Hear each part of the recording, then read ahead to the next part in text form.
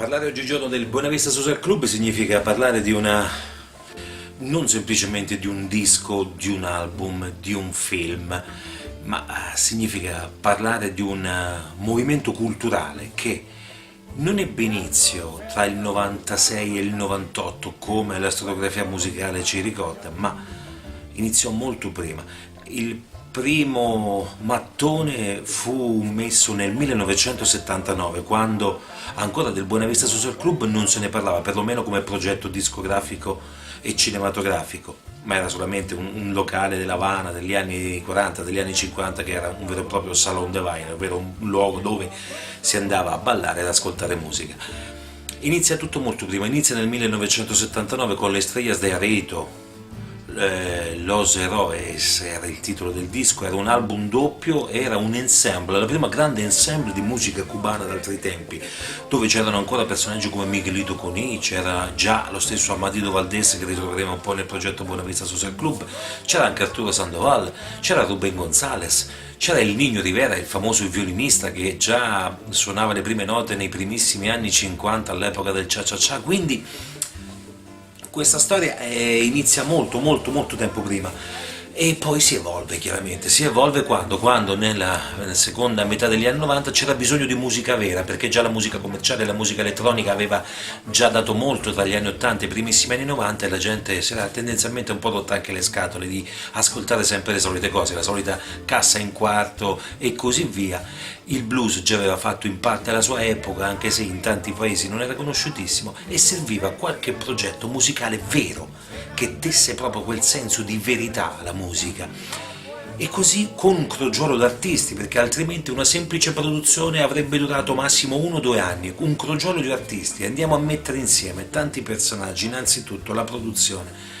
E la produzione iniziò dal punto di vista musicale, andando a reperire quelli che erano gli artisti, quindi già partiamo come capostipite di questa aggregazione musicale, ovvero colui che andava in giro a cercare gente per fare cose, la metto proprio larghissima come considerazione.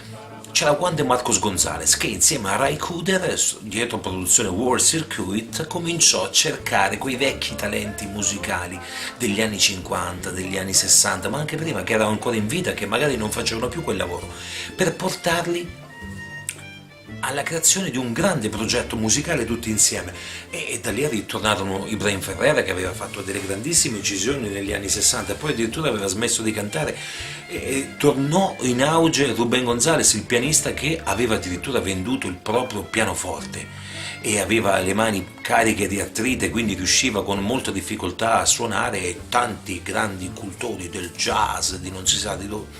da quale parte del mondo dissero che tecnicamente era ancora molto scarno, dimenticandosi che a 80 anni con l'artrite, senza avere un pianoforte in casa, perché chiaramente non aveva di che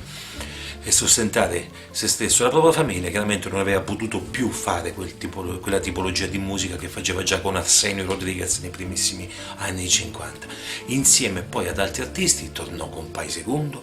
tornò Eliade Socio, che era l'unico sempre comunque in attività dopo che prese l'eredità nel 79 da Pancho Cobas, e con il quartetto Patria. Poi arrivarono tanti altri, arrivò l'orchestra base di Compay Segundo, composta anche da alcuni dei suoi figli, che poi vinse, oltre a Buenavista da soli, vinsero anche svariati Grammy latini per quello che riguardava la musica tropicale. Poi arrivò la Sierra Maestra come orchestra base, e poi arrivarono i pezzi da 90 aggiunti, oltre alla parte statunitense, quindi Ray Cooder con il figlio Joaquin Cooder alle percussioni, uno chitarra, uno percussioni. Arrivarono anche tanti altri artisti, arrivò Orlando Caicito Lopez, il nipote del grande Cachao, arrivarono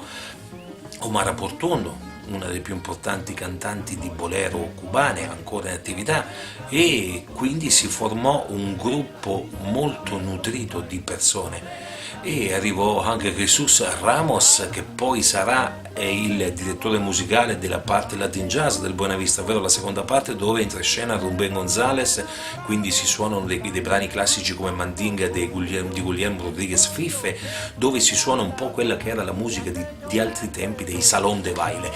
E arrivarono anche altri musicisti, tornò El Montunero, Pio Leiva,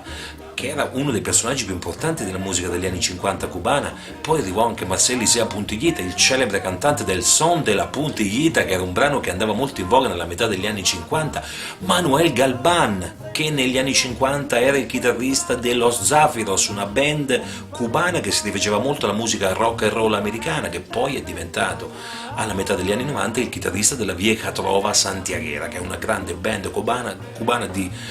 persone molto su con gli anni che facevano il son tipico santiaghero, quindi non habanero ma santiaghero, quindi della parte sud dell'Isla Grande. E quindi uniti insieme tutti questi personaggi, chiaramente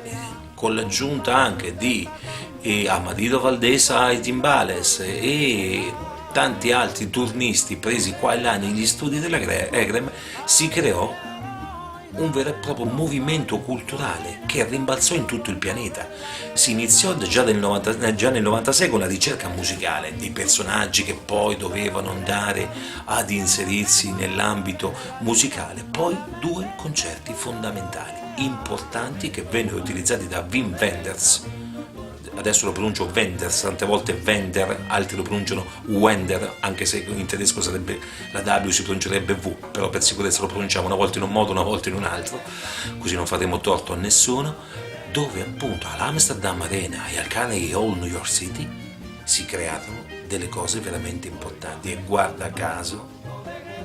all'Amsterdam Arena l'Olanda e la Germania in Europa dal punto di vista della musica latina sono stati sempre rinomati,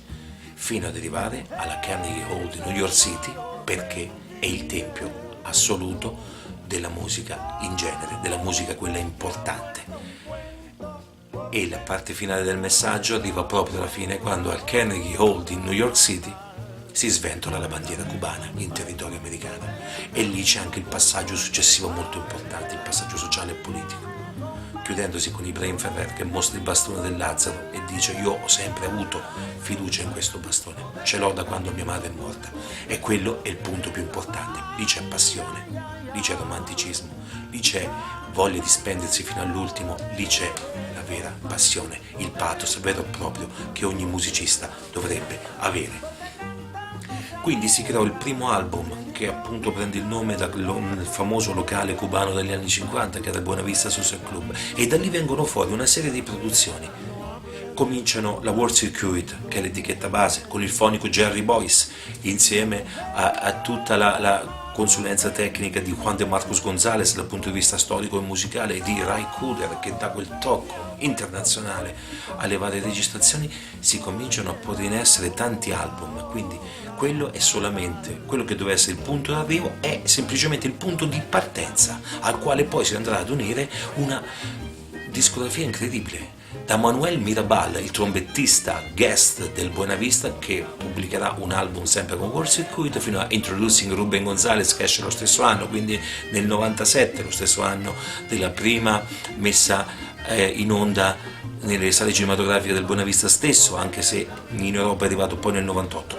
fino a tutte le altre varie produzioni che verranno a seguire, da Jesus Ramos fino a Orlando Gagito Lopez, a Omar Abortondo, che addirittura produrrà ben 3 album con l'etichetta World Circuit. Quindi da un disco ne nascono 10, 12, sempre in continuo fermento. E oltre a questo, la situazione fondamentale si va a trovare anche in un'altra tematica molto importante, secondo me. È la tematica quella che riguarda la riscoperta della tradizione, in questo caso grazie ai riverberi un po' vintage degli studi Egrem prestati alla World Circuit per registrare ex novo queste produzioni.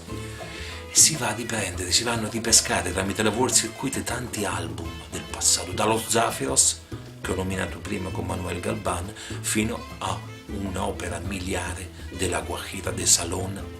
internazionale, che era El Carretero di Guglielmo Portavales, ristampato e rimasterizzato dalla World Circuit, un capolavoro del 1963 con 16 tracce, tutte riproposte ai giorni nostri, insieme a tantissimi altri album. Quindi si va a vedere poi che da quel disco di partenza, da quell'ensemble, che è uscito un disco, dal disco è nato il film, dal film sono nati altri dischi, dalla ricerca poi sono stati rimasterizzati dischi del passato, portando il tutto in ambito internazionale e mondiale, facendo scoppiare questa bomba legata alla musica cubana. Perché questo? Perché c'è stato questo grande successo? Perché la musica cubana è rimasta, per causa dell'embargo di JFK dal 63 in poi, è rimasta incontaminata, quindi non ha più avuto l'influenza di altri generi musicali, perlomeno direttamente, anche se sappiamo che personaggi tipo Dizzy Gillespie nel suo periodo cubano fece molte cose con grandi personaggi tipo Chano Pozo alle percussioni, però sappiamo benissimo che è rimasta per lunghissimo tempo chiusa in questa sorta di bolla di cristallo, rimanendo incontaminata, lasciando questo genere autoctono, quasi autoctono, e buttato nel mondo improvvisamente. Automaticamente venne fuori il successo internazionale. A questo aggiungiamo anche che la band base era la Sierra Maestra, che è una delle più importanti band son mai esistite in questo pianeta, per quello che ha fatto nei giorni nostri, ovvero che ha riproposto i classici da Miguel Matamoros fino a Moses Simon, fino a tanti artisti degli anni 50 in chiave moderna, registrando più di 10 album di suono tradizionale e portandole in giro per il mondo. Tant'è vero che la loro colonna sonora è inserita anche nel film Salsa, quel bellissimo film francese, commedia divertente dove si parla di salsa, ma poi alla fin fine la band che suona è una band di son. È un film del 1999 che consiglio vivamente perché è molto divertente e dà degli spaccati di vita importanti, soprattutto per quello che riguarda i personaggi latini nel mondo.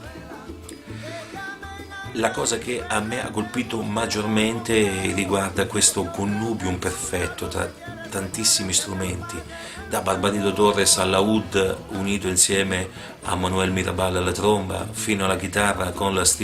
versione steel, quindi con l'anello in ferro di Ray Cooder, alle percussioni all'udu drums, alle congas, al bongo, alle maracas, al guido di Juan de Marcos Gonzalez, unito alla sezione di fiati, poi il contrabbasso di Orlando Cagito Lopez, tutto insieme, quindi tanti ritmi che si andavano a mescolare creando quella che poi già anni prima veniva definita come la purezza totale, ovvero la mezcla perfetta. Dopo la morte di Compay Segundo, poi di Ibrahim Ferrer e di Rubén González, ovvero i principali insieme a Marceli Serpuntieda, ci fu una nuova orchestra Buenavista che propose quello che era il concerto dell'adios, il concerto dell'addio, con i pochi superstiti, insieme chiaramente ad una colonna che all'epoca del Buenavista era forse quello più in forma, che era Eliade Sojo Bustamante del Quartetto Patria, come dicevo prima.